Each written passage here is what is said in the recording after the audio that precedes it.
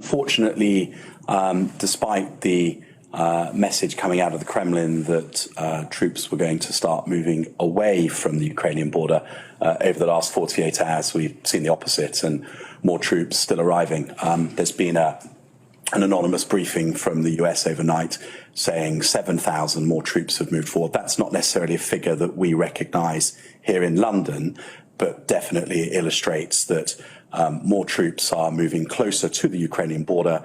Bridges are being built, field hospitals constructed, and all of that, I think, is quite worrying and goes to underline the imminence of all of this, if not the inevitability. You know, the pictures that have been released by the Russian Ministry of Defense purporting to show armour moving away from the Ukrainian border, unfortunately, our view is that that is inaccurate. It's disinformation.